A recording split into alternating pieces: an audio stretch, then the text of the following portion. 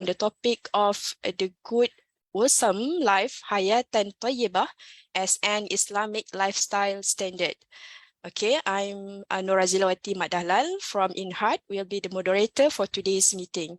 Okay, before we get started, I would like to go over the few items.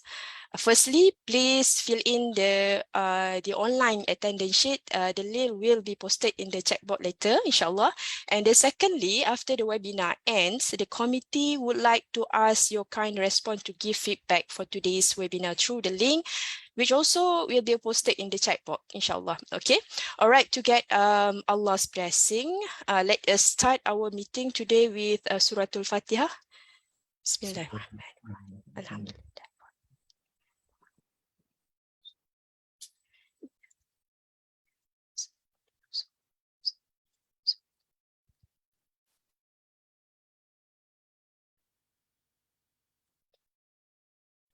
Alhamdulillah.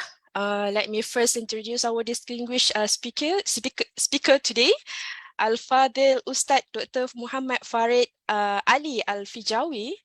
He is hails from Fiji, originated from Fiji Islands. Okay, he served International Islamic University as an assistant professor and taught in the Department Fiqh and Usul Al-Fiqh and the Department of Fundamental and Interdisciplinary Studies from 2013 to 2022. Very very recent. All right. He was also the head of research of Abdul Hamid Abu Sulaiman Kuliah of Islamic Revealed Knowledge and Human Sciences from 2019 to 2021. And recently, he now at Ulul Albab Islamic Institute, New Zealand, as a founding CEO. All right. His latest book is 40 Hadiths on Leading the Way, published by IIUM Press. Okay, hence, without further ado, I would like to invite Al-Fadil Dr. Farid to deliver his speech on the title of the Good Wholesome Life, Hayatan Tayyibah as an Islamic lifestyle standard. Tafaddal mashkura, Doctor. Barakallahu fikum. Thank you very much, our MC for today. That's very nice of you. And I would like to start with Bismillahirrahmanirrahim. قال الله تعالى في القرآن المجيد والفرقان الحميد أعوذ بالله من الشيطان الرجيم بسم الله الرحمن الرحيم من عمل صالحا من ذكر أو أنثى وهو مؤمن فلنحيينه حياة طيبة وَلَنَجْزِيَنَّهُمْ أَجْرَهُمْ بِأَحْسَنِ مَا كَانُوا يَعْمَلُونَ. Now this is all our, inshallah, our talk today is based on this verse of the Quran, which is Surah An-Nahl and Surah number 16, verse number 97. And the word Hayatan Tayyibah originates from this verse. And my talk is based on this verse. We are also going to look into the commentaries, the tafasir of various scholars, starting from At-Tabari, and then we'll come to our contemporary period, inshallah. And while we go through the interpretation of the term Hayatan Tayyibah, we are also going to derive some lessons which will also provide us the standards for a good, wholesome Islamic lifestyle. So now, before I go to the main topic, just a small introduction that in one respect, the contemporary lifestyle of Muslims is essentially no different from the lifestyle of other individuals, right? Especially in contemporary time. For both Muslims and non-Muslims, the optimum standards of the good life require a sufficient amount of material means for possession. Everyone is going for material possession. And of course, we are supposed to do that because the Quran says, "La tansa nasibakum min ad-dunya nasibakum." So everyone they do possess means, all right? But and in this sense, we are all same, Muslims, non-Muslims, irrespective of which part of the world, Africa, Asia, all right? In this sense, we are all same, all right? Now, it is natural and necessary to possess sufficient material means in order to fulfill our human needs. We have needs, and to fulfill our needs, we need this type of means, all right? So, now this is the starting. With this, I will start. So look at my first slide here. We are not given good life or a bad life. All right.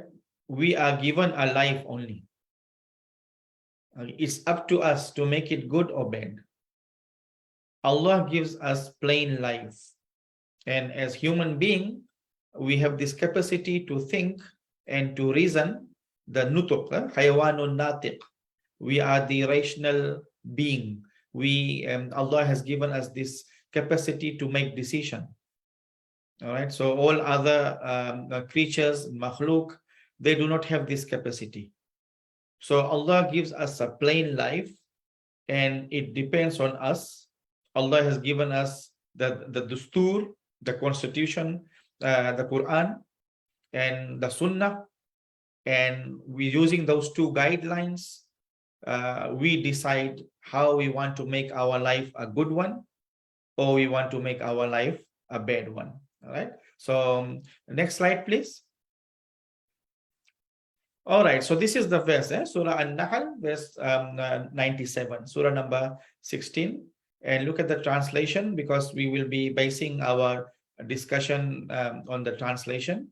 So whoever does good, whether male or female, man amila salihan min dhakarin aw untha, and is a believer, we will surely bless them with a good life, Hayatan Tayyibah, and we will certainly reward them according to the best of their deeds. Right. So now in this what you call verse, there are 2 points which we will discuss. One on whether Hayatan Tayyibah, which is referred in this ayah, is it referring to the life in this world or the life hereafter? All right, so let's go to the next slide. So you can see here there are some important points which we are deriving from this verse, and you can see the point number 1. We will surely bless them with a good life is referring to the life in this world. And then the other part of the ayah, we will certainly reward them according to the best of their deeds. That one is referring to the hereafter. All right. So the good life here, and the ayah is talking about pious people, people who fear Allah, people who are pious. They follow the commandments, they follow the guidelines. So if they follow, then Allah is going to give them, provide them Hayatan Tayyibah, good life in this world, and then also they will be also rewarded in the Akhirah. So you can see there are some points here. The righteous people who perform good deeds may experience a good life in this world. And this is supported by the verse 201 of Al-Baqarah, which we all read a lot. Malaysia likes this dua very much. We read this a lot in Malaysia. Rabbana atina fid dunya hasana wa fil akhirati hasanatan wa qina adhaban nar. Actually, it is an ayah of the Quran which we use as a dua. So this dua is actually supporting this notion that what you call pious people, when they are pious, then they will experience good life. So Rabbana atina fid dunya hasana, and then in akhirah as well, wa fil akhirati hasana. We are asking Allah for good life in this world and also in the akhirah. So pious people, they will experience Hayatan Tayyibah, good, wholesome life, right? Okay. Anas bin Malik reported the Prophet ﷺ saying, Allah Almighty will not be unjust with the faithful person in their good deed. He will reward him for it in this world and bestow rewards in the hereafter. So you can see there's a hadith there as well. Anas bin Malik's report, which is supporting this that the people, when they are pious, so because sometimes the understanding of religiosity, that people think that if you want to be religious, that means you are only going to enjoy the good life in the hereafter, and here you only suffer. All right, so Islam is not like that, right? Islam is not about suffering, that we suffer here and then we enjoy the good life in the hereafter. No, if we are pious, then the first we are going to actually enjoy the Jannah here in this world before we go in the Akhirah and enjoy another Jannah. We are going to enjoy Jannah in this life if we follow the guidelines, the Quran, the Sunnah, how Allah wants us to live in this world. All right. So, Hayatan Tayyibah is the reward which Almighty Allah will grant to the pious man and woman in this world. Right. So up to here, the point has been made that Hayatan Tayyibah is actually going to be given to us if we are living a pious life. Allah is going to give us Hayatan Tayyibah. Now let's go to the next slide.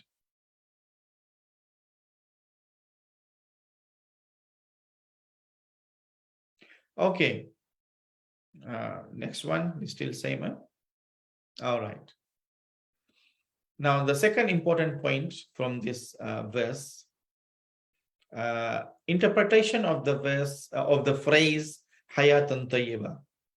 All right, this has been, if you go into different tafsirs, and inshallah you will go through some tafsirs with me today, all right, because I decided to go a little bit, not purely academic, but a scholarly approach, so that before we start talking about halal and tayyibah from other dimensions, we should start from the primary resources, which is Quran and Sunnah.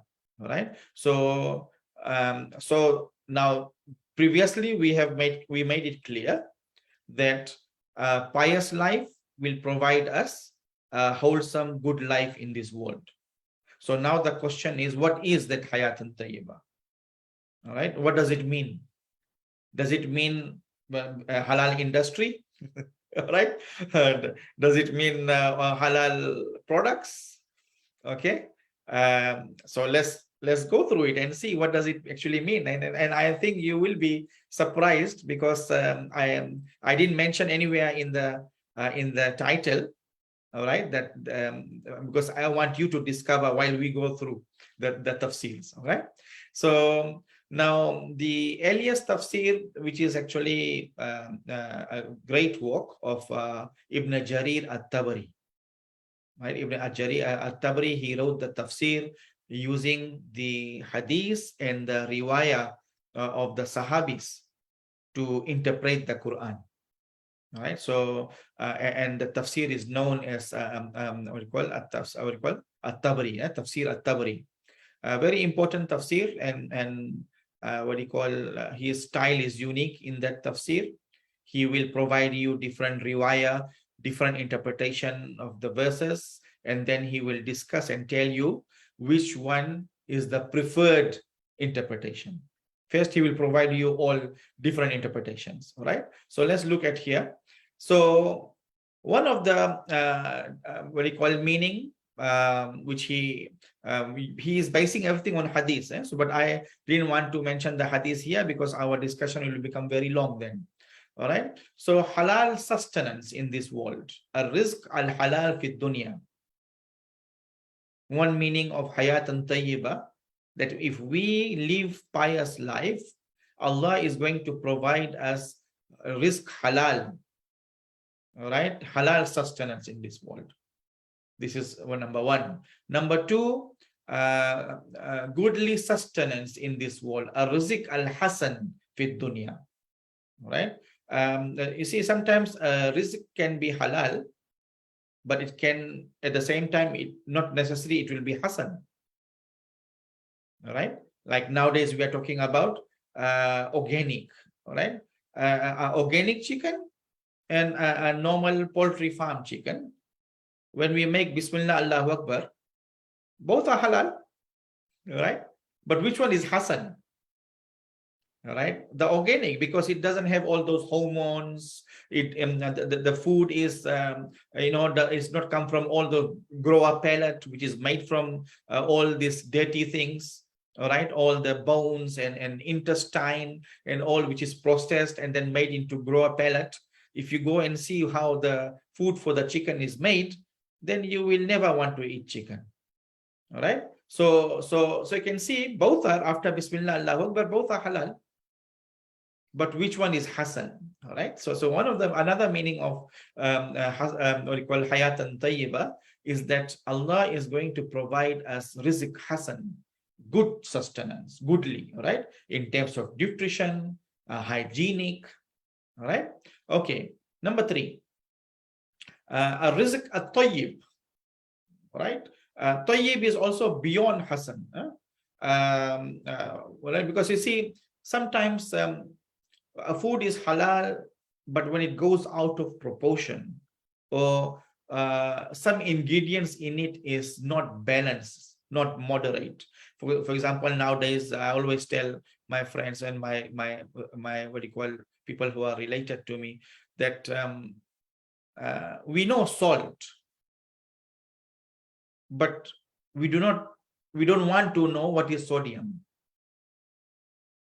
All right, so people will not write in the ingredient high level of salt, but they will say sodium. So okay, it's okay, sodium is okay. All right, but if it is out of proportion, all right, so then it's no longer tayyib.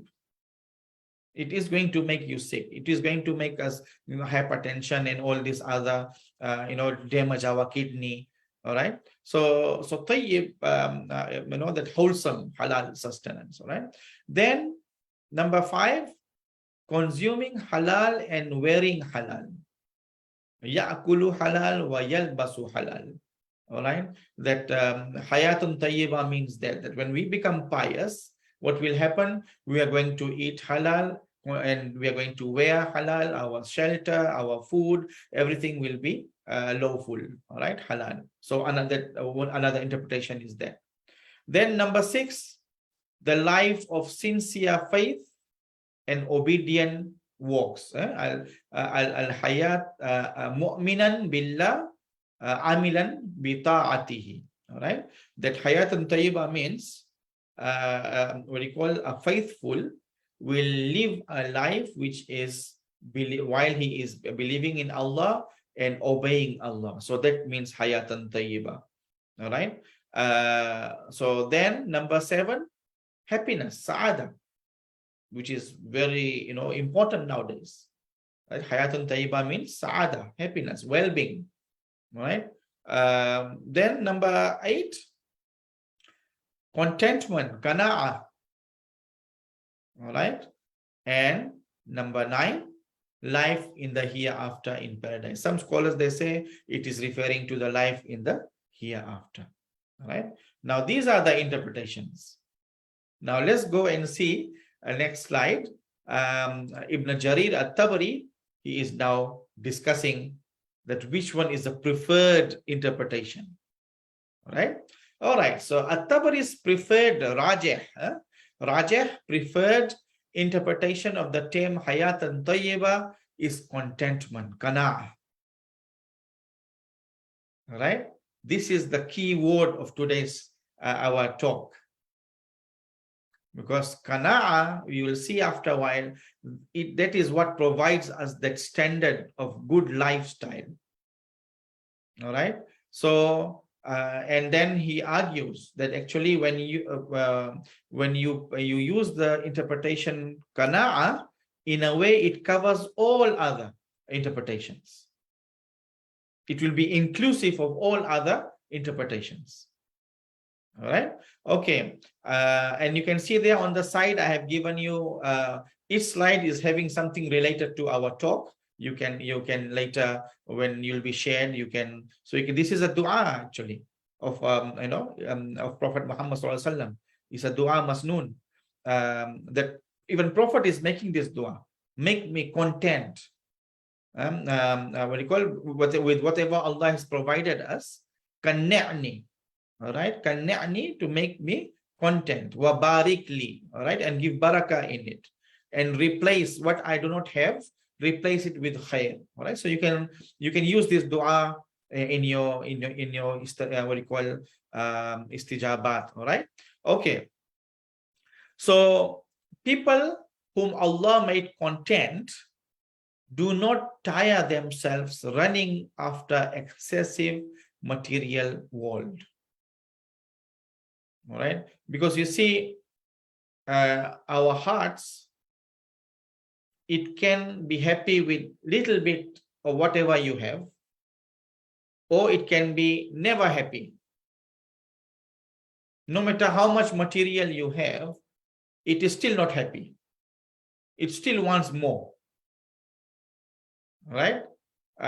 You already have what you call gelang, gelang yang gold gelang. You already have 5 or 6 in your wardrobe, but you still want to buy lagi. You want to still get some more. All right. So the qana'a, contentment, is in the heart. All right. One cukup. Your heart is happy. No need to have 10 or 15 or 16. All right. So content. Sorry, the slide went front. We are still on that previous slide. Number. Go back. We are still here. Right. So you see, people whom Allah made content do not tire themselves running after excessive material world. Right. They are not annoyed upon losing material provision, because richness is in the heart, actually, is not in the material. So if they lose, or if they lose something, the heart is still happy, because the heart is rich. Nothing to do with the material. All right. They do not crave for things they do not possess by the sway of their desires. All right. So whatever Allah has given, they're happy, and they do not want to start greed and to opt for things which are in other people's hands. They do not do that. All right. So contentment saves all other meanings, embracing halal sustenance, rizq halal, and genuine felicity. All right. So contentment is dealing with all other meanings, which was presented by At-Tabari. All right. So you can see how he is explaining. People content with their own portion of halal sustenance do not opt for someone else halal sustenance. All right. Stringent situations do not decrease the inner state of people who are content. All right. So you have something today, tomorrow you do not have, it doesn't matter. All right. In your heart, there is tranquility, there is sakina in the heart, and you are happy. All right. Hayatun Tayyibah is not about the amount or form of one's worldly sustenance. Rather, it is about the attitude of the human towards their material means. All right. Later, I'll be talking about this a lot today. You see, halal product doesn't mean we accumulate a lot. You see the difference? Halal product doesn't mean we accumulate beyond our need. Right? Yes, it's halal, very good. But right now, I only need 1 chicken for my family. So I will buy 1 chicken. It's halal, it's okay. It doesn't mean now that because chicken is halal, so now I need to buy 10 chicken. All right. And then deprive others also. And we experience, people do not talk about it, but I was there in Malaysia when this chicken crisis was there. People go to the mall and thinking then finish, there's no more chicken left in this world, so buy all the chicken today. And then not realizing that other families also need to eat chicken. All right. So you can see Hayatan Tayyibah in the meaning of contentment is not about the amount of or form of one's worldly sustenance. Rather, it is the attitude towards what you call the material means. What is our attitude towards the material? Are we greedy? Or this is consumer, but what about the producers? Producers, do they want to just because they can make a lot of money, so they use all the resources today and damage the environment? All right, so this is what I mean by attitude towards material. So Hayat and Tayyibah is about this. What type of attitude do we have towards means and towards sharing our means with others? All right. So, so it is the moderated and controlled attitude Almighty Allah gives to the pious people. Right? So when people are pious, Allah gives them in their heart. So you can see that dua. That's why Prophet ﷺ is making dua, Qanni'ni. That, oh Allah, you put the qana'a in our heart. All right. One is we achieve. There is another dimension which we'll be talking later. All right. But we are also asking Allah that make our heart happy and content with whatever we have. All right. So that, so we become moderate and controlled attitude. All right. So this is a gift actually. People who can do that, that's what Hayatan Tayyibah means. That means they will be happy. They will not be, running here and there. All right, looking for more and more and more. They are not going to involve in that type of activities. They are happy. So this it is given by Allah subhanahu wa ta'ala. So that's what it means by pious people are given Hayatan Tayyibah. All right. So if we are praying on time, we are practicing on Sharia, and we are living, we are caring about halal and haram, but yet we are still running around here and there to make money there, to accumulate that, to buy that.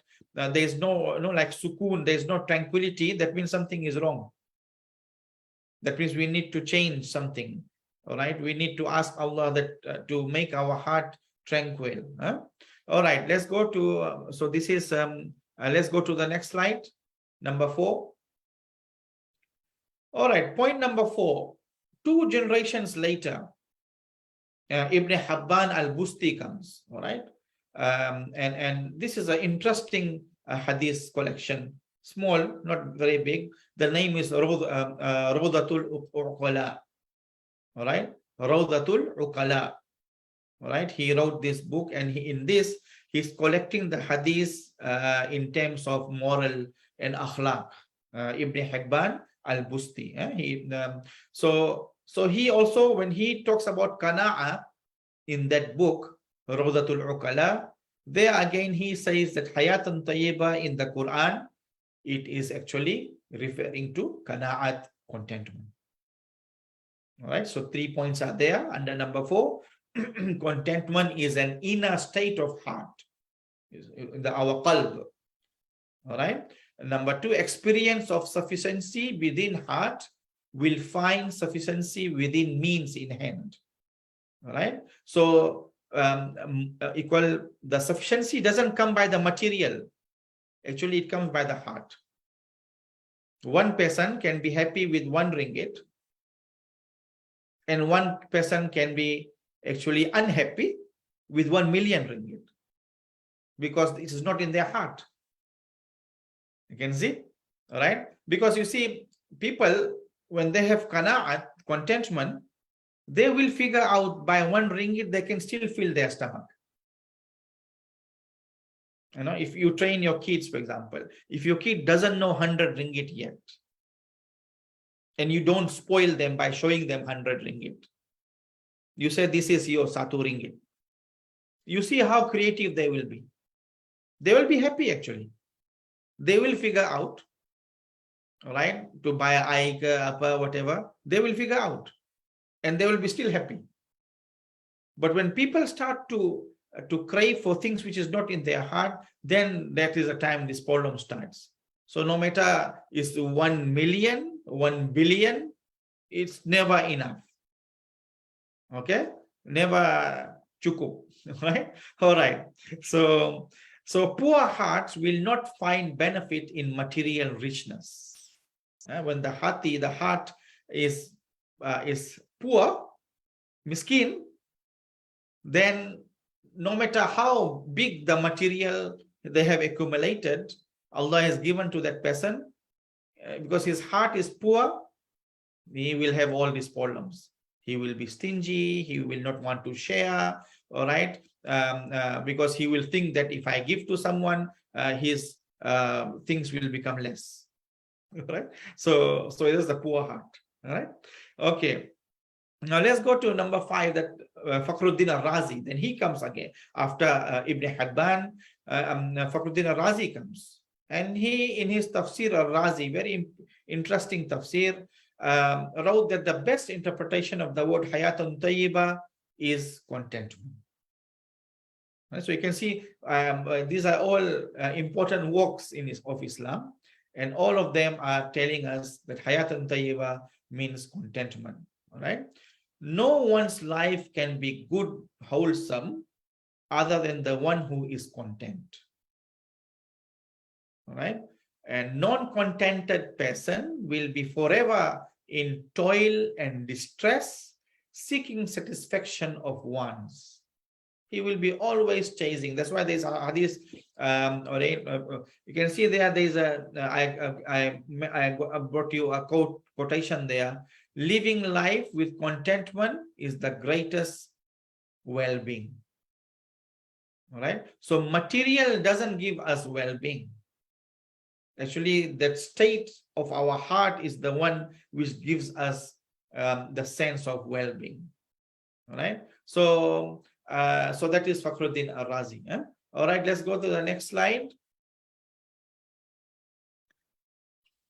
Okay, so you can see there, then our Iraqi thinker Shihabuddin Sayyid Mahmud al-Alusi, and his tafsir is Ruhul Ma'ani. This is another very interesting tafsir, which we have it here in our library in IUM as well. All right, actually our teacher used to tell us, if you don't have any other tafsir, and this Ruhul Ma'ani is enough for you. You want to know about ahkam, you want to know about akhlaq, you want to know about tarikh, all right? All these types of things you will find in this Ruhul Ma'ani. So it's a good for starters to have it. You know, I don't know, not know whether it is translated into BM or not. English, not yet. I didn't see any English translation yet. It is in Arabic. All right. So he commented that Hayatan Tayyibah is referring to life in this world. Al-Alusi is saying, referring to life in this world. All right. So, and he died in 1853. Yeah? His student is Shah, what do you call, Shah Anwar Kashmiri, the one who wrote Faidul Bari. All right, there is a Bukhari commentary known as Faidul Bari. It is written by Shah Anwar Shah Kashmiri. All right, and Anwar Shah Kashmiri's one of the students was Allama bin Nori. There is a Jamia in Karachi named after him, Jamia bin Noria. And my teacher, Mufti Hamidullah Jan, Rahimullah Ta'ala, is student of bin Nori. And I am student of Mufti Hamidullah Jan. So this is how I have the, what do you call, the chain to Alusi's Ruhul Ma'ani. All right. All right. So life can only be pleasant if it is lived with contentment. Al-Aish al-Qani'. All right. When we are living our life with control, not unnecessary jumping for everything. All right. For example, you see that people's attitude when the new iPhone comes in the market. Long line. But are the apps in that iPhone, that new version, different? The apps are still same. Most of the apps we don't even use. Most of this new generation, especially when people whose job is not sophisticated, not really professional, what are they using? WhatsApp, right? YouTube, and this one or two. The rest of the apps are never opened in their phone. So why they have to jump when suddenly I13 comes, I14 comes? Why they have to go and make line? And if they do not buy, it makes them sad that oh, I am backward. I'm not modern, or I'm not contemporary because my phone is one version behind. Right? So you can see, because this is the example, the Aish Kane, the life is not a contentment life. So it is always the life is always like craving for something, greedy for something, never ending. All right. So if once we become like that, then we'll not have a pleasant life. Life will become like uneasy, happy, then full of complaints. Always complain. When people are not content, they do not have contentment in their heart, then they will have complaint about everything. All right. Okay. A life dominated by greed and pursuit for appetitive satisfaction will involve one into never satiating appetite. Minum air, tapi dahaga tu tak hilang. All right. So then life becomes like that also, because our appetite is always thirsty. It wants more. It wants more. Appetite never stops. All right. So when people, like if they are not controlling their life, they opt for everything new, everything, so then this is what happens. Then they are going to chase for a never-ending appetite, right? And there's another hadith which says that the only thing which will stop us to make wishes is the tanah kubur. When we masuk kubur, when the earth falls on us, that's the time this desire and wish will stop. Otherwise, it is still. People get old, even grandfather, you ask them, what do you want? Oh, I want to do something for my chuchu. Never ending. All right, because unless we are breathing, we want to do something, we want to achieve something. So that raja and that we want. So it's never ending. So if people fall in that trap, it will be never ending. Retire also still wants to make money, still wants to go and earn. Rather than sitting in the masjid and what zikir ke, tilawah Quran, they want to go and make some more money. All right. Now, the last one is 1945. He died in 1945. Our famous Ahmad Mustafa Al-Maraghi. All right. And his tafsir is Tafsir Al-Maraghi. All right. And he quoted a hadith in the, that which most of the Mufassirin quoted actually. And in the commentary of Hayatan Tayyibah. Interesting hadith. Abdullah ibn Umar reported the Messenger of Allah sallallahu alaihi wasallam saying, truly successful person is the person who accepted Islam, man aslama, wa kana rizquhu kafafan, who was provided with enough material sustenance, and whom Allah made him content with whatever means he provided him. Wa kanna'ahu Allahu bima atahu.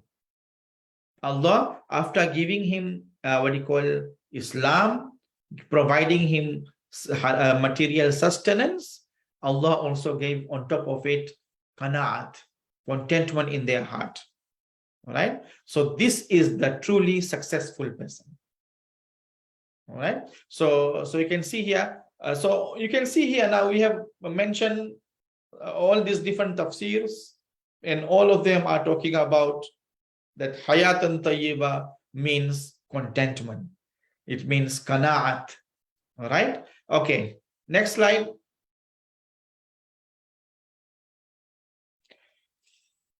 Okay. So now let's derive some, from all these tafsirs and all, let's look into what do we get from this, and what really actually qana'at, because sometimes when you talk about contentment, qana'at, people think that now we are saying do not go into development, all right, or become backward and do not progress. That's how there is a misconception about contentment. All right, so that's why not when I did started research on contentment, on qanaat, I was always objected with this type of comments, that you mean there's no development is in Islam, you mean we do not make money? No, contentment is not about that. So let's look at here standards of good lifestyle in Islam. So Hayatun Tayyibah is advocating maintaining a wise balance between spending, infaq, and stinginess, bukhul. Right, and in Surah Al-Furqan is verse 67 is telling us that those who, when they spend, are not extravagant, they are not in israf, and then at the same time they are not niggardly, all right, but hold a just balance. Neither they are spending really, without any control, and the other side they are not kidakut, they are not bukhul, they are not bakhil. So Hayatun Tayyibah is about striking a balance between these two. All right. So, but hold a just balance between these extremes. So, requires spending on own self and on others within the yardstick of necessity. Hayatun Tayyibah, when we talk about as the meaning is contentment, it is requiring us to spend on our own self and on others within the yardstick of necessity and compassionate concern and proper generosity. Because you see, sometimes people become over generous, that they cannot save money. All right, then that means he's not a wise person then. All right, so that's what Hayatun Tayyibah is all about, right? That to understand necessity. Okay, attitude towards consumption and sharing of sustenance are at the heart of Islamic concept of Hayatan, Tayyibah, and Qana'ah. All right, so what is our attitude towards consumption? Of course, this is another big problem nowadays, that most of our Muslim world are consumers, right? Rather than we are the one who produce and give to the world, we are receiving and consuming. We are more into that. Okay, which is actually, if we look in that light of that hadith, al-yadul uliya awla min yadis sufla, upper hand is better than the lower hand, and the consumers, we are the lower hand, we are receiving everyone's innovation, we receive, we use, and we pay money. Right, we are not really innovators, very small number. There was a time when we were innovators and the whole world were consuming all our innovations. Now it is opposite. All right, so what happens in Hayatun Tayyibah, the attitude which we should have towards consumption and sharing of sustenance, and these are controlled. If we look properly into the concept of Hayatun Tayyibah and Qana'ah, it is providing us guideline that what should be our attitude when it comes to consumption and it comes to sharing our the means. All right, Qana'ah is This is a definition of qana'ah, contentment's definition. Satisfaction of self, nafs, with the distribution of means, right? Ar-radha bil qisam. Whatever Allah has given, the distribution, we are happy with it. Radha. All right. It involves acceptance, and relinquishing. All right. I will emphasize this. Acceptance means the distribution. How much Allah has given us, we accept. All right. We are happy with it. And there is another dimension in qanaat is relinquishing. That is what you call the point after that. The nemesis, the arch enemy of contentment is hirs, is greed. All right. So relinquishing greed for acquiring what one does not have. You see, radha is where Allah, whatever is given to you, you are happy. But then we look at other people, they have something which we do not have. Now we start craving for it. We have greed and we want to go for it. All right. So we become greedy for things which we do not have in our hand. So contentment is also about controlling that greed. All right. So that's what it means by acceptance and relinquishing. All right. Okay. Next, let's go to the next slide. Okay. Satisfaction, rida, and renunciation, zuhud, and abstention, iffa, are the interlinked ideas that deepen the idea of good, wholesome life. See, there is a poem of Ali radhiyallahu anhu, right? Radina qismatal jabbari fina, lana ilmun walil juhali malu. That we are happy with the distribution. Radina, we are happy. Qismatal jabbar, jabbar is Allah. All right. Fina, among us, we are happy. Lana ilmun, Allah gave us ilm. Walil juhali malu, and the pagans, Allah gave them wealth. Why we are happy? فَإِنَّ الْمَالَ يَفْنَى عَنْ قَرِيبٍ. The mal, the wealth, will soon it will disappear. It will be used up. وَإِنَّ الْعِلْمَ بَاقٍ لَا يَزَالُ. The knowledge will remain forever. It will never finish. So that's why Ali is saying we are happy. So another concept, so that is rida. Then we are talking about zuhud. All right, zuhud will be coming in another slide soon. All right, so and then abstention is iffa. All right, so all these concepts are actually interrelated, and it provides you a better understanding of the concept of hayatan tayyibah. So richness in heart is more important than richness in terms of excessive material possession. And you can see there, even other people from other religion, they also have this type of what you call quotation. You see, contentment is the greatest form of wealth. All right. Okay. Then next. Okay. So when we talk about Hayatan Tayyibah and the meaning is contentment, that means we have to look into the into the concept of self-discipline. All right, self-discipline is what will actually provide us that good, wholesome life. Okay, people can either dominate human attitude towards the material realm, or the material world can dominate human attitude. Two things is happening to us today.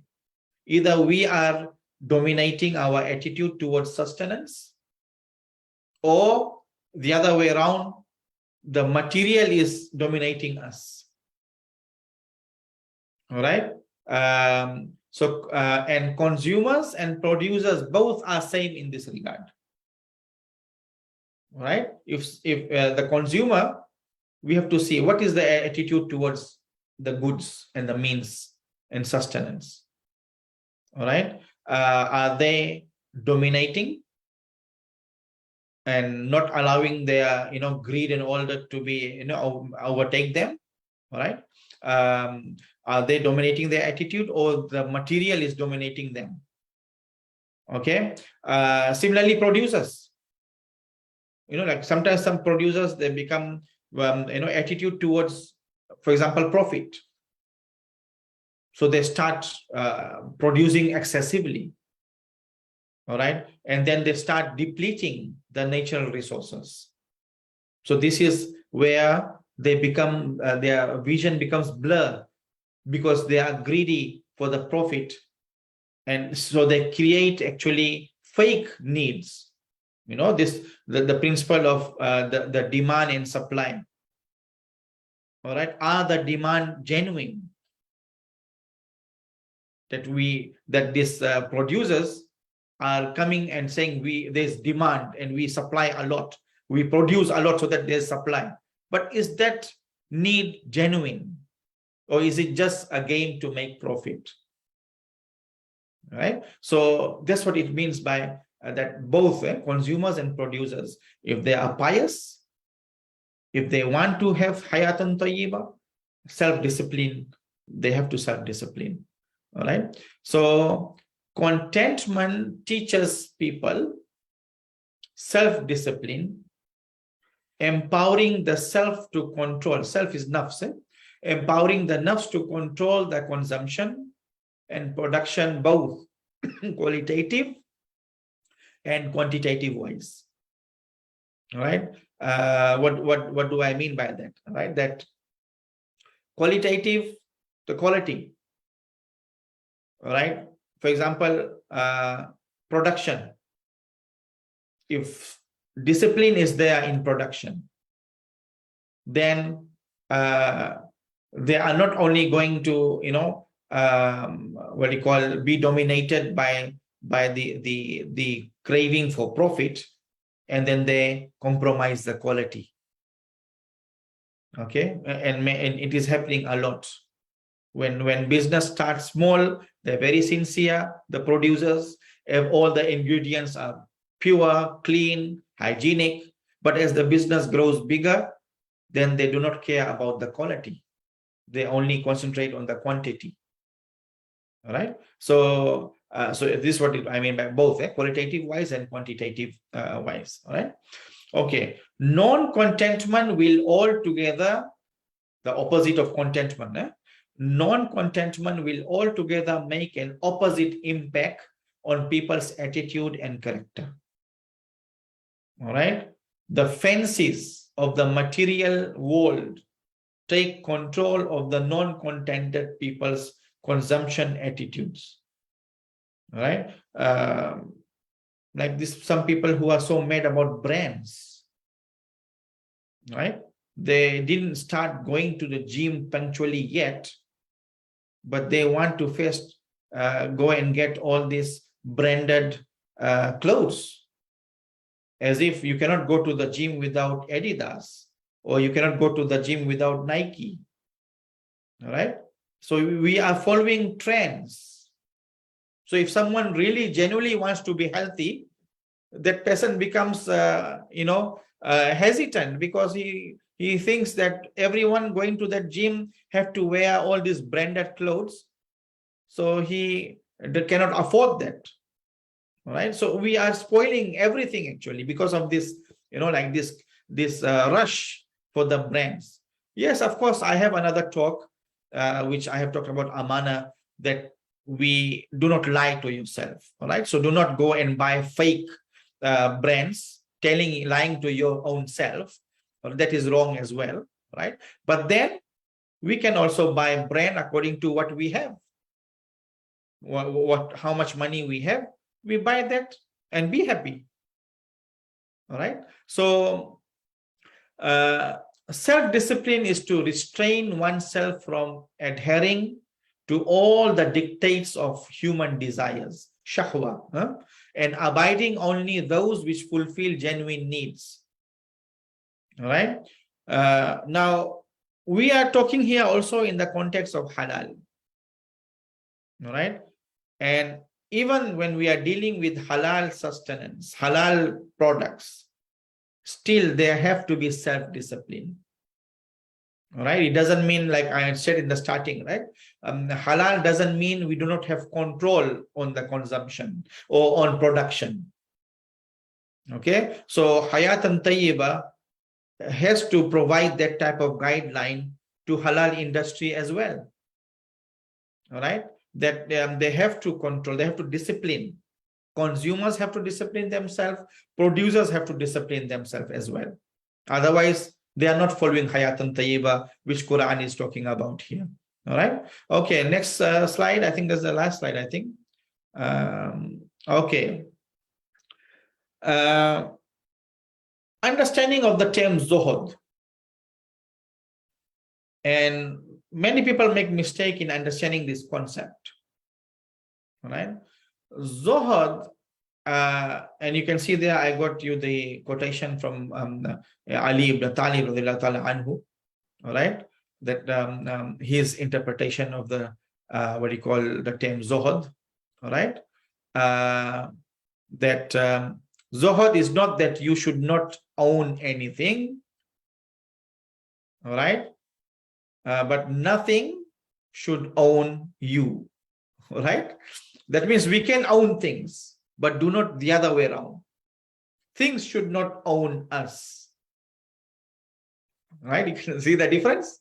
All right. So in Zuhud is not renouncing worldly materials entirely. This is the wrong understanding. This is a misconception here. People think Zuhud, to become Zahid, it means that you abandon everything entirely. That is wrong understanding. Zuhud doesn't mean that. All right. But what it means is renouncing that which is beyond the bounds of need. That means Zuhud is only within the halal things. And then in that halal things, we only have to go for what we need. That means halal goods can be our need, and it can be not beyond our need. And Zuhud will be to choose the one which is for our need. All right. So what do you call or renouncing what one does not have. That is also Zuhud. Controlling ourselves. All right. Okay, you don't have, cannot afford BMW now. You just graduated. All right. So we don't have to be sad about it, that why that person has BMW. All right. No, this is wrong. So Zuhud here will be telling yourself, controlling yourself, that no, my salary, according to that, I can afford and pay off my, what do you call, my V, and this is still better. You have to tell. So this is controlling your, what do you call, your need or your desire for getting something which is it is not in your hand. So that is Zuhud as well. All right.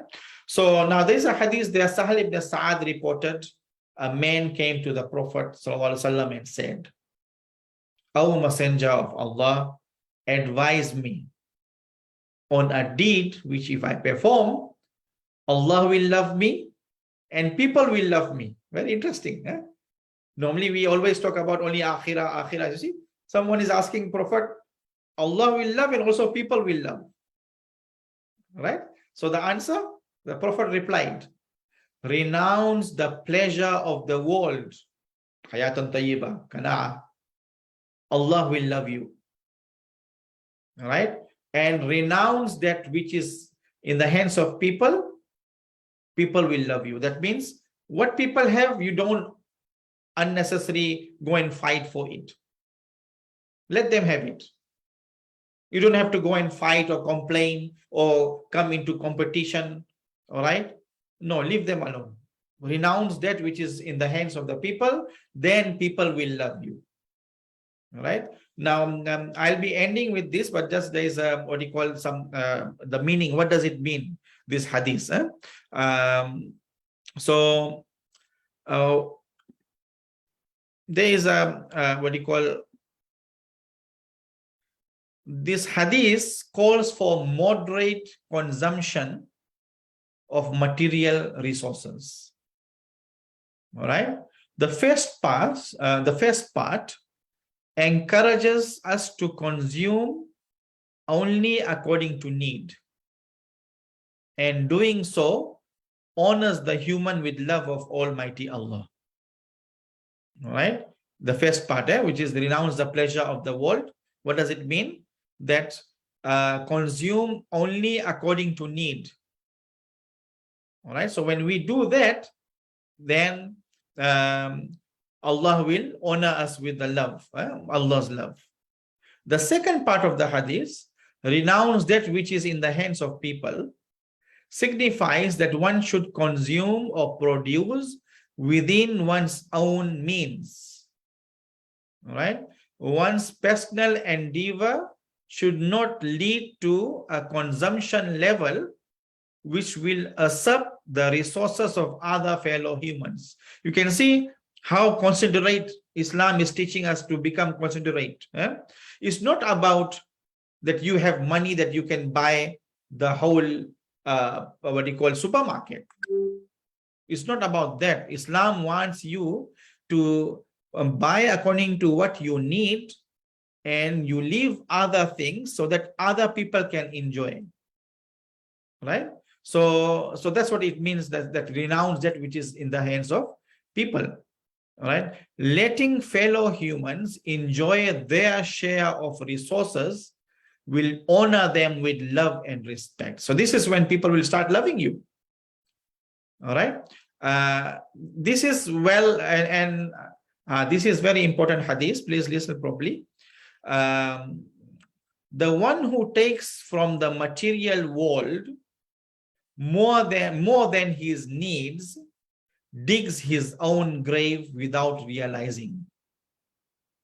And this is a very good what you call example of depleting natural resources nowadays. All right, so listen again. The one who takes from the material world more than his needs digs his own grave without realizing.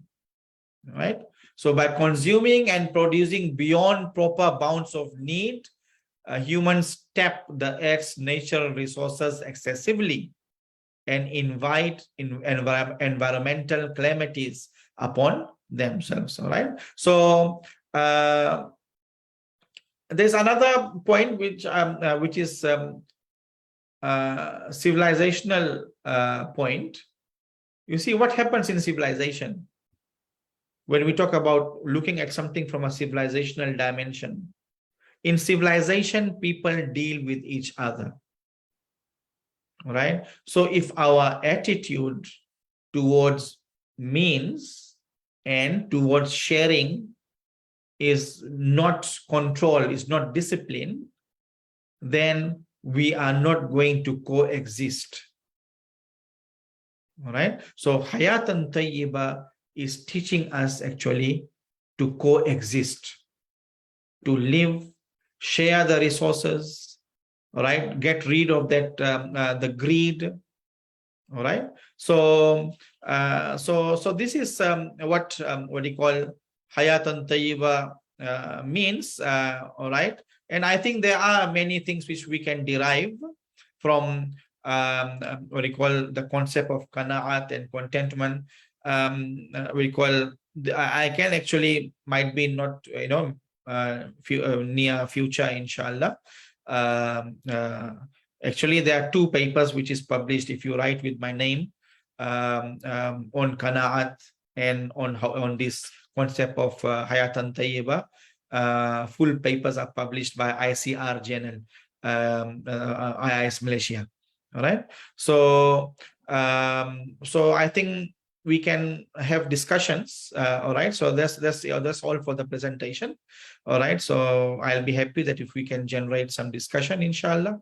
So I end wa akhir dawana alhamdulillahi rabbil alamin. Alhamdulillah.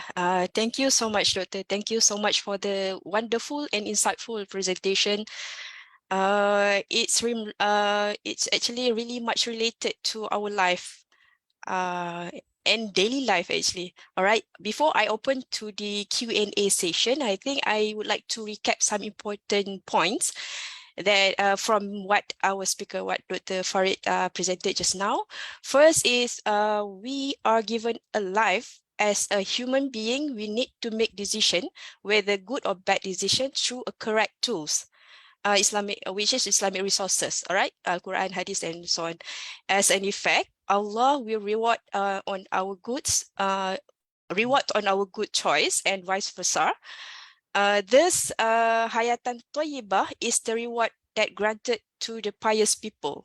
All right. The second point is Hayatan Tayyibah can be defined comprehensively through okay, first what I got just now is halal in terms of sustenance and consumption, hasan, which is good, toyyib, wholesome, good lifestyle in terms of sincere faith, happiness, contentment for this life and hereafter.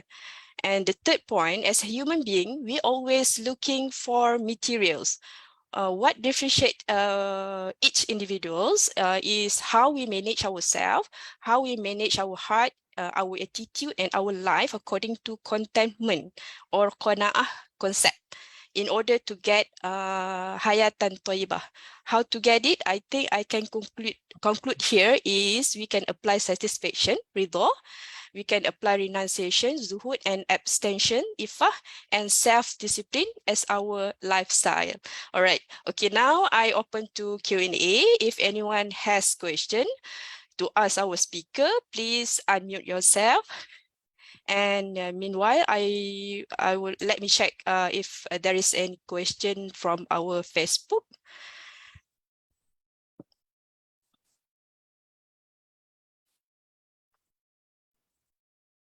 Okay, from our Facebook, there it seems like no question. So I think from the audience.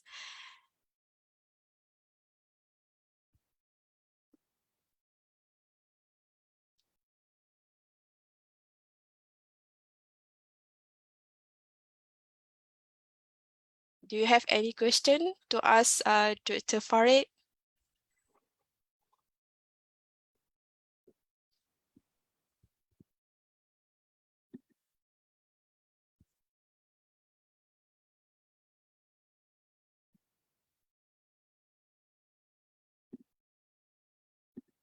Okay.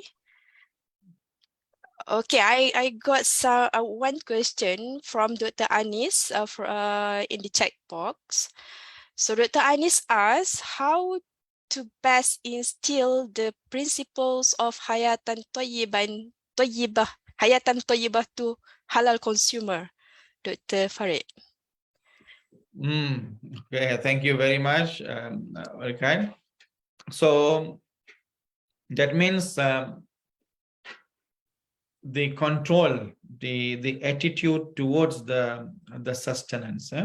Hayatan Tayyibah is about controlling that attitude, and there we are talking about two things here. One, in terms of consumption, if the person is consumer, that how he is supposed to use. All right, and so that means there's another term, fragility. All right, that this you have had the name of our say what do you call Sayyid, the Turkish scholar, Allahumma salli ala Sayyidina Muhammad. I forgot his name. He gives the example. He tells about his story that he was in a safar, in a journey with some young people, and all of them had jar of honey, and they were in a situation where food was not available. And all of these young people, in 2-3 days, they finished all their honey. All right. Whereas what you call this scholar, he knew that the situation is difficult there. It was winter and not easy to get the supply. All right. So he started to use his honey in a very controlled manner. And then when he did that, so that honey was enough for that sheikh, and it was also enough for those young people with him. All right. So then he explained that this is the example of qanaat, that when we buy the halal good, all right, what is our attitude? Are we just going to use it without any control? All right. Are we going to eat it or use it out of proportion? All right. Does it have to be like whole one chicken in one time, for example? Or we can cook it with sayu, and then we can use one chicken and we can cook for 3 days, for example. All right. So this is what means by attitude towards the halal product. All right, the halal goods. Now, this is one thing. Second is the attitude towards sharing the sustenance. Because we are talking halal, Hayatan Tayyibah is about two things. So it's not only about consuming, it's also about the attitude towards sharing our means. Are we greedy that we don't want to share, or we try to our behavior in the market is such that we just want to have everything for our own self, and we do not allow others to benefit from it, right? Especially when we try to see these two things also in relation to the producers. All right. When they are producing, and they are depleting all this raw material, okay, to make all the profit they want. And then end of the day, what happens? All those things which they produce, they sold, but those things are not used. All right. And look at the example of these bicycles which were brought to be used with that, that you can, the app, you can pay and then you can use the bicycle and then you can park in a place. If you go to Putrajaya, you will see all these bicycles are rotting, and some under the tree here and there, some near the lake, so that means this is the attitude that we have towards this sharing, that how we are actually thinking, what type of policies we are making. All right. So Hayatan Tayyibah has to do, it can provide us this type of disciplining ourselves, self-control, not only self, also the producers, the consumers. All right. So this is what, I think, I hope I have answered your question. Right. All right. Thank you, Doctor. So we have another question from Dr. Zaleha. Consumer behavior usually related to his faith, but we usually observe how Muslims become uncontrollable when exposed to free goods or food. Same like when Muslim soldiers became greedy to see treasures during Uhud War. We can also see this during open Ramadan break. Can you comment on this? Yes, very good, and very true. Actually, it is a valuable comment. Actually, you are adding to our discussion. Is very true. This is the example of how we do not have self-control. We do not have self-discipline. All right. So, if you pass by my office in IIM, which is finished, is no longer my office, but on the notice board there is an article I wrote about eat. What is that they call it, that buffet, eat how much you can. All right. So Sheikh Uthaymin wrote a fatwa on that issue. and I interpreted his fatwa from my ethical dimension. That is not only Sharia saying it's not permitted to do that, because actually, according to the Sharia, eat all you can actually should not be permitted, because you are paying is bay'ul gharar. You are paying for something which you do not know how much you can eat. Your eyes is telling you that you are hungry in Ramadan and you can eat a lot. All right. So it's not clear how much, what is the quantity you can eat. So you are paying money for something which we do not know. So from a Sharia perspective, it is not right, actually, the buffet system. But then ethically as well, that we are damaging our health, because once we pay 100 ringgit per head, and now you're concerned about that you have paid 100 ringgit. So now you need to eat and take your revenge. All right. So we end up damaging our health. We end up bloating and eating, up to our throat. All right. So you can see, and these are all unethical behavior. All right. And Qana'at, Hayatan, Tayyibah is actually also, this is what it all means, to control ourselves, do not jump. All right. So it is actually, in a way, the behavior of the, what do you call?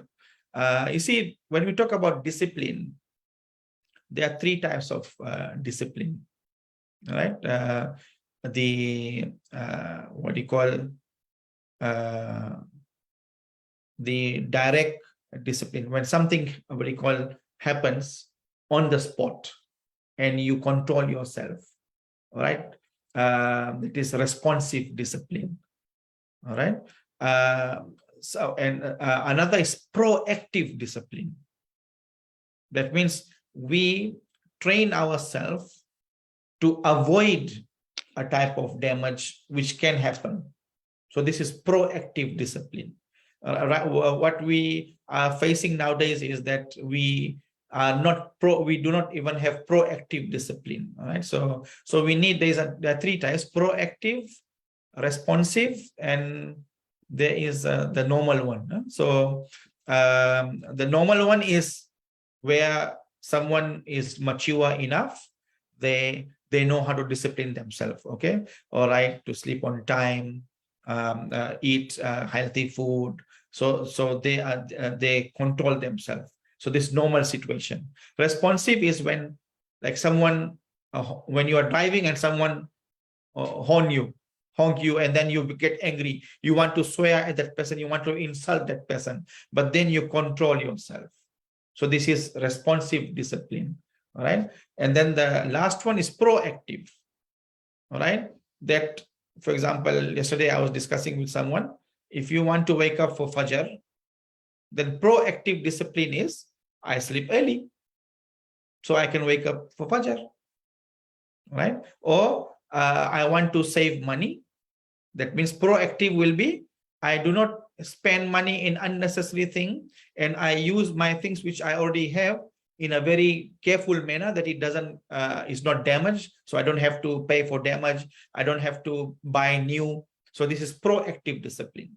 Right. So Hayatan Tayyibah and the concept of Qana'at actually has a lot to provide to teach us all these three types of discipline. Thank you. All right. Thank you, Dr. Thank you, Dr. Zaliha, for the question. Oh, all right. We have another question from Dr. Hafiz. How do we know if we have contentment attitude, and how to achieve contentment, as it is all about our inner heart? Okay. All right. We have to go to the Sufi concept here. There's something called maqam and hal. I think Malaysians are good, because the Sufi literature is quite common in Malaysia. These two terms, maqam and hal. Maqam is where a person is trying to achieve or to instill something in them. He's making effort. He's doing mujahida. He's doing special exercise. So instill this type of character, like qana'at, in us, we need to make effort. That means we have to control ourselves. So this is our role, right? So this is called maqam. Maqam is where a novice or a good pious man is trying to instill a character which he doesn't have in him or her.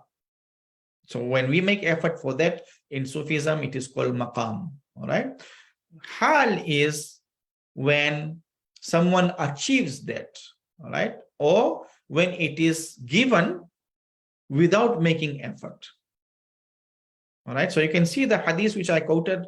If you see, there are some hadiths where Prophet ﷺ is making dua, kanni'ni, make us kane, make us content. That means you are asking Allah to put it into our heart. So all the when we work on this character building, all right, when we are building akhlaq in Islam, these both have to work together. One, we have to make effort. That means we have to crave. We have to read about it. We have to discuss about it. We have to consult so that we become concerned about it. All right.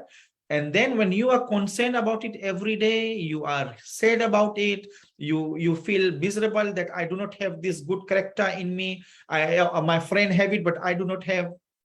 All right. Then you make dua. So these two works together. Like even the concept of hidayah in Quran, Yahdi may yunib. Allah gives hidayah to the one who craves. Allah opens the heart for guidance, the one who makes effort, who shows that I want to go to Allah, I want to be with Allah subhanahu wa ta'ala. All right. Then Allah opens. So it have to work this two way. All right. So qana'at is also like that. All right. How do we know we do not have? Is you see the pattern of our expenditure. Try to figure out how many things there when you are buying groceries, when you get gaji, and you see how many things things are thrown and not used. That means we bought those things only out of our fancy, out of our mata sukaja. Not really we needed that in the house. All right. And it happens not only, even professors, all are, no one can say we don't do that. We all are into this. All right. So you see how much wastage is going out in your rubbish bin even. The day our house rubbish bin is empty or only like the things like peelings and all that, and rest our rubbish bin is empty, going to that, then yang two, that means our expenditure is becoming a very careful, disciplined expenditure. But if our output of the house is, the more you buy, the more is going out, the waste, this will indicate that something is wrong with us. Yes. All right. So this is what, this is sign, signal that means qanaat is missing. Or what do you call, please do not mind, we eat rice, chicken, already the mahal, expensive. Why do we have to add another coke to it? Rice already ada gula, it already has sugar. Okay, if we control ourselves, we'll say, okay, like talk to yourself. Like you had that story that this sheikh, Sufi sheikh, he was passing by. This guy was selling this watermelon, and then his nafs inside say, I want to eat watermelon, and he didn't have money, so he wanted to teach his nafs, to control himself. So what he did, he went to that cart and he ate his watermelon, and then the vendor asked him the money. He said, I don't have the money. So that vendor started hitting him. All right, that you ate my watermelon without money. So then when he was hitting that Sufi sheikh, the Sufi sheikh said, eat, here, eat. So then that guy became curious. You are talking to whom? He said, I'm talking to my nafs, because he wanted to eat watermelon, So now when you are hitting me, I'm telling him, here, eat this. All right. Discipline, like our behavior when we look at the food, tell ourselves, do we really need to eat that much? Or do we really need to have a Coke compulsory with the rice? Tengah hari, biryani is there, everything, then tell us, okay, minum air, sky water. All right, we have given you roast chicken, now drink sky water, no need for Coke. All right, so you can see this is what if and you can try to take picture of your food, and then later sit and see and figure out, are you doing justice to yourself, to myself, all right, or not? So this is how you will figure out how much qana'at we have by what you call evaluating, which we call muhasabah. In Malaysia, this term is quite common. Muhasabah diri, self audit. All right, you will figure out how much we have qana'at, whether we have qana'at or not. We can figure out by doing this self auditing. All right, thank you, Dr. Although it is intangible things, but we can still measure it, right, Dr.? Yes. Yeah. Okay, I can see Prof. Yumi raise her hands. Prof. Yumi, would you like to ask questions? I should be learning from Prof. Yuni why she's asking. Assalamualaikum, Dr. Farid. Waalaikumsalam warahmatullahi Hi to you. wabarakatuh. Very good to see you there, although it's different part of the world now. Yeah. Yeah, inshallah, we'll see again soon, inshallah. Inshallah.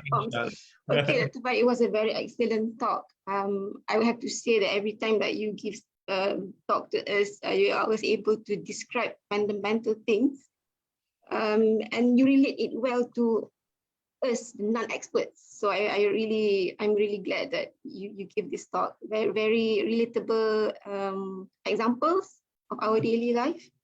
So thank you for that. And then you're saying about self-discipline. So we are about to receive gaji. Gaji is around the corner. So everyone can practice self-discipline, I guess. Okay, but I have one question, Dr. Farid. Earlier on, you were saying you were using the word pious. Pious. In the Malay world, pious literally translated to being alim or devoutly religious in English.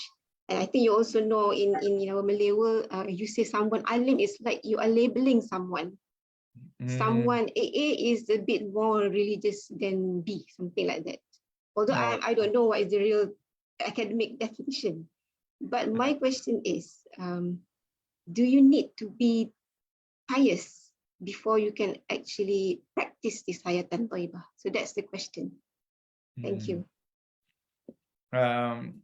You see, the way this question goes back to the theory, the concept of akhlaq in Islam, because contentment, Hayatan Tayyibah, if we take the interpretation of qana'ah, that means we are talking about Hayatan Tayyibah as one of the moral compass. All right. So now in Islam, Professor Attas is very serious about this issue, that we cannot separate religion from morality. It is always two in one.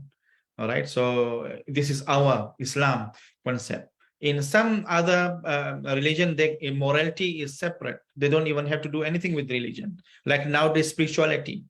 Spirituality nowadays, people think in the terms of yoga, or just sit somewhere under the tree. Doesn't have to be attached to any religion, but they can achieve spirituality. Right? But this concept in Islam, our approach is different. In our worldview, Innal ladina amanu wa amilus salihat. Amilus salihat in the Quran is not only rituals, not only ibadat. Actually, amilus salihat is inclusive of morality as well. All right. So that means iman has to be there, and then akhlaq, the way we understand morality. So it cannot be separated. All right. So so see it like this. Iman is in our conscience. It is deep in our heart. And we need an indicator, we need a witness, external witness to tell that there is Iman in our heart. And that witness is our akhlaq. All right. So that means another way. Actually, these are all different. Inshallah, in future I am giving you tips. You guys can also call me for that. If I'll be happy to come. If you might have heard this about this. To be a mu'min means to be morally a very what do you call, highly moral person, because the nature of Iman is such. Why? Because when you say I believe in Allah, you have to believe in Asma'ul Husna. Because like in Malaysia, this Sifat Wajibah. Sifat Wajibah. So when you say La ilaha illallah, the question will rise, I believe in one God. Then who is that God? When you ask that question, who is that God? That means you need to look into the Asma, the Sifat of Bari Ta'ala, right? And all these Sifat are actually moral dimensions. Right? For example, Prophet's Sifat Wajibah is Sadiq, Sadiqul Amin. So to believe in Prophet, one has to become Sadiq also. Because if we say, I believe in Prophet, but I lie, that means my Iman is not complete. So you can see, to be mu'min means to be moral, to be morally highly active. All right. So that's what it means by why Hayatan Tayyibah is for the pious. That means he is he is mu'min. That means he is also perfecting his all this qana'at and all this sifat his together. All right. So this is how we should do not separate. Actually, there are three things there, right? Ahkamul i'tiqad, aqaid issues. In the Sharia has three components. Aqaid ahkam, ahkamul aqaid, ahkamul akhlaq, and muamalat, which is fiqh. All three have to be triangulated. Then it becomes udkhulu fi silmi kaffa, enter complete Islam. But if we are taking only one, which is happening now, Sufi people only concerned about akhlaq, Faqih, Mufti only concerned about fiqh. And then our friends from Saudi, they're only concerned about aqidah. Everyone is kafir, everyone is bid'ah and all. All right. So each movement is coming and only taking one. Whereas as we, scholars from IUM, we are supposed to triangulate. That means if I am talking about qana'at, we have to run it through how it is related to our iman. And then which part of the fiqh is helping us to achieve that also. So see, it has to triangulate. All right. So this is how we have to, make it into organic system.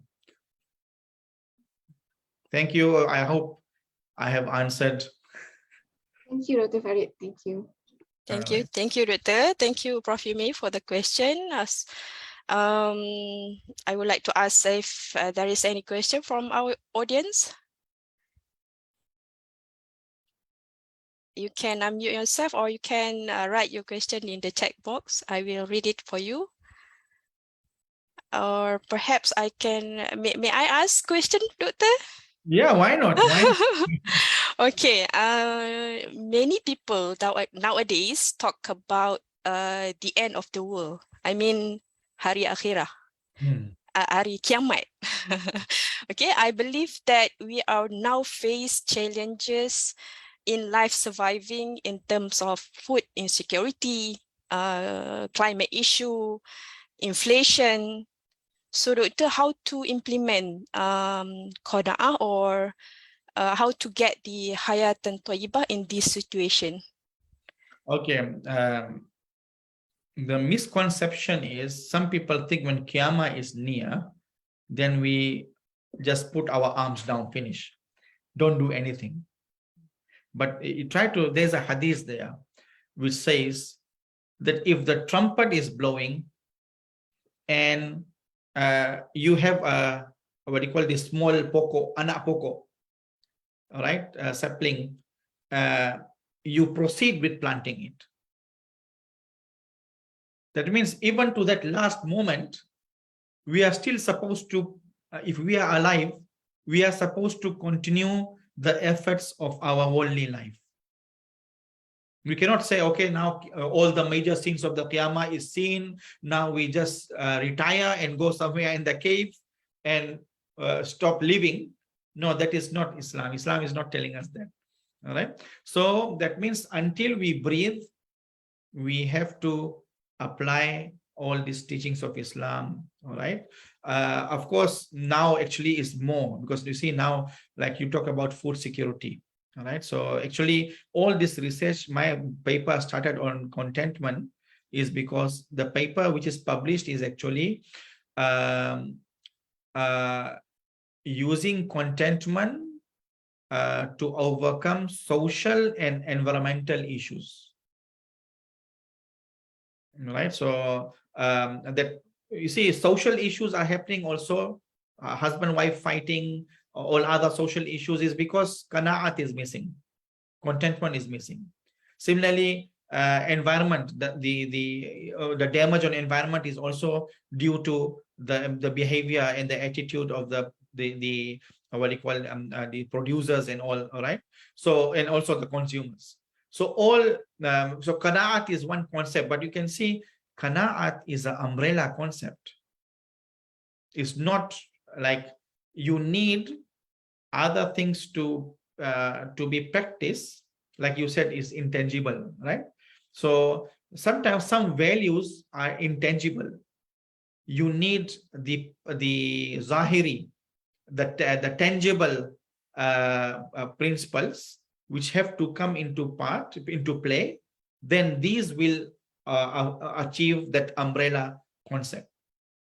All right. So that means we need to start what we call controlling our expenditure, controlling our production, all right, recycling, right? Rather than cutting trees and making something new, why don't we collect the old doors and all that and recycle it? All right, people are doing, but it's very small, right? Where people are buying old house and then they remove and take out all the things from that house and remake a house. All right, but it's a very small scale. All right, in Islam, all these things are related with taqwa, and we should be happy that actually we take part in the food security issue or any other what do you call this IOM. We are taking part in SDG, right? But you see, our SDG is maqasid imbued SDG. Yes. It's not only SDG. Yeah. Okay? It's maqasid imbued. That means we are getting religion, we are getting our Sharia, and using those guidelines to work on those agendas. All right. And any agenda there which is not in line with Islamic worldview, we do not touch it. All right. So that means it can become part of our piousness, our taqwa, this type of activities. All right. Thank you so much, Doctor, for the response. Okay, I think I can give a last chance for those who want to ask the question before we end our session today. Assalamu alaikum, Brother All right. Farid and everybody else. Brother Farid knows me. My name is Shabana. I'm in US, and I had a I guess it's more of a request and a question as well. Firstly, Jazakallah khair for such a wonderful lecture, Brother Farid. Truly, it is encouraging, I would say. Alhamdulillah. Well, I just wanted to ask, yes, of course, as you said, it's our taqwa, and Islam is truly a complete code of life. And what my question is, to increase the willpower for Hayatan Tayyibah, like, we regular people, everyday people, like, as you were saying, an example about the food, right? It is absolutely correct. And every part of the world, here in US as well, we see that obesity is such a big problem, right? So truly, you can see that how Islam is trying to, make us better people, better Muslims, of course. If there is any sunnah of the Prophet, apart from the fasting, as we know, So Monday and Thursdays. But if there's any other hadith or anything else in the Quran that has been mentioned to help, and any dua, particularly, I guess, that we could recite to help ourselves increase the willpower, because at the end of the day, I think it comes down to willpower of a person, right? So that's what my question is, I guess. Yeah. Willpower.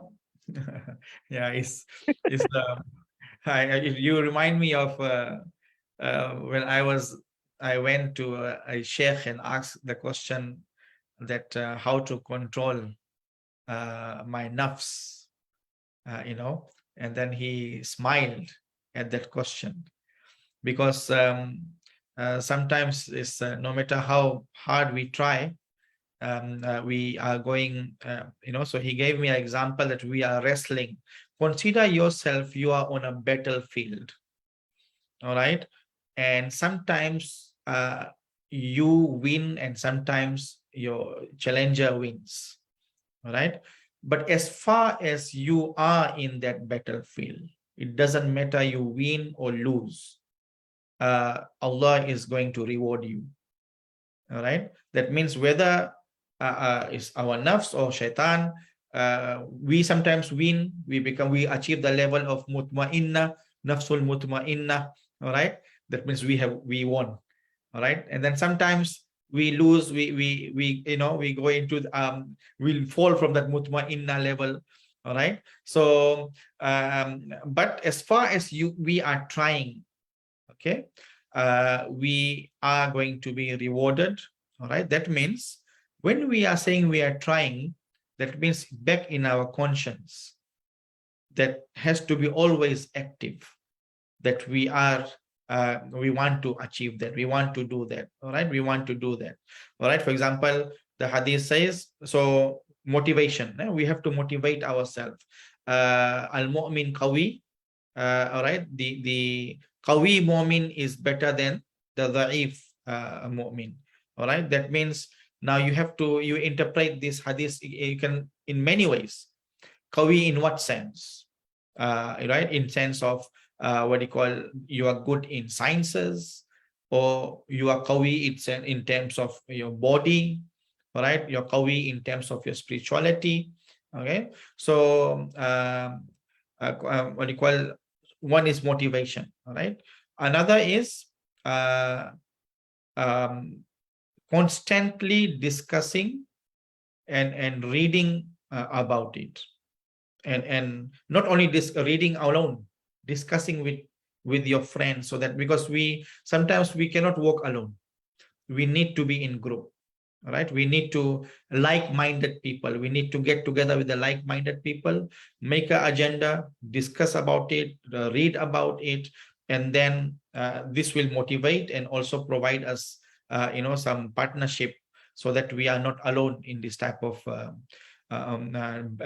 effort and battle, right? So, and then the most important thing is dua, all right? That we never stop asking, because we alone basing on our effort, that is actually a form of takabbur, right? That when sometimes people become like that, they say, oh, see, I did it, it was my idea, it was my technique, and they forget that actually we should be saying alhamdulillah, that actually if Allah's what you call approval was not there, that thing would have not happened. So this dua also, so that's why you will see most of it in this our talk, we saw Prophet ﷺ is making dua, give qana'at to us, right? And this is only one example, actually there are many. Prophet is asking to make us one who makes shukr, whereas actually we should be making shukr to Allah, but Prophet is asking to make us grateful. So you can see that means we have to crave and ask Allah. So one side our effort, the other side dua, collective jama'ah, there's barakah in it, all right? We sit together, we partnership with like-minded people, and try everything to do knowledge base. All right, so not on heresies. This is also a big problem nowadays. We just, here and there, and then we want to do it without any prior research and so I hope it's a difficult question, Sister Shabana, how to increase the willpower. I'll end with one more comment. There is a book written by Shaulillah Dahlawi. It is called, it is on Izalatul Khafa and Khilafatul Khulafa. It's a book in Persian, in 4-volume Persian language. He's talking about the 4 Khulafa Rashidin, and he's telling that each Khalifa, what was their contribution. So while discussing this, he answers one question, very interesting question. He says, how come in that small span of time, Prophet Muhammad SAW prepared these companions that they became the wonders of the world in that small span of time? What is the secret? And he tells that secret, which is actually we all should benefit from this. He says that actually there were actually 2 types of energy. We call this it's a cycle which actually energizes each other. One, the Iman, the Sahabis, when whatever Prophet said, they really believed in it. So their Iman was very strong. But then the Amal, the A'mal, they never left the Amal. So what happened when we do Amal, it actually energizes our Iman. When the Iman energizes, our good actions energizes. So it's that type of, like a cycle, a virtuous cycle, right? So we need to create this type of cycle in us. All right. How do we strengthen Iman? Ponder. Look into the sifat of Allah subhanahu wa ta'ala, into the attributes of Allah subhanahu wa ta'ala. Ponder in the meaning of his names. And then, so this is how you will strengthen the Iman. Look into the seerah of the Prophet, read salawat. All this will increase love for the Prophet sallallahu alaihi wasallam. So we are increasing our Iman. When the Iman increases, it will energize us to do Amal. All right. And then when we do Amal, that Amal gives again, boost the Iman again. So it's that type of cycle which actually made the Sahabis who they were. Right. So I hope we are all learning, inshallah. We all work together, inshallah. Sister Sabana. Jazakallah, brother. Yeah. Thank you so much. Thank you so much, Doctor. Thank you so much for Sister Shabana. Shabana, right? All right. Okay. I think we can close for any question because we are nearly close to 12 o'clock. But what I would say, this session is such a wonderful discussion, wonderful session. Perhaps we can have another session, Doctor, inshallah. Okay. All right. So I think before we end the meeting, let us have a photo group session first.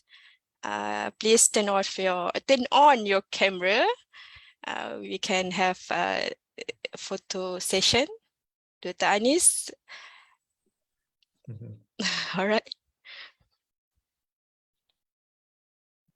Okay, in count of 3, 1. Okay, everyone ready? Ready.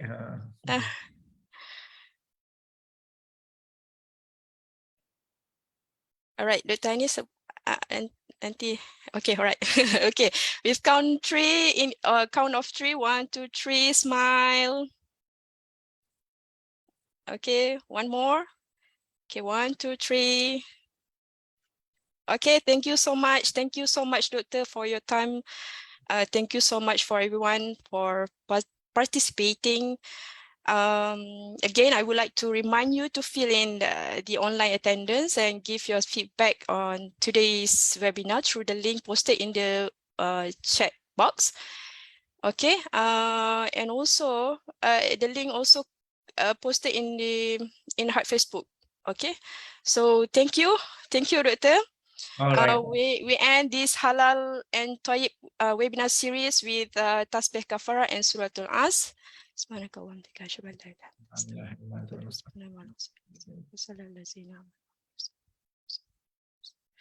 All right. Assalamualaikum warahmatullahi wabarakatuh.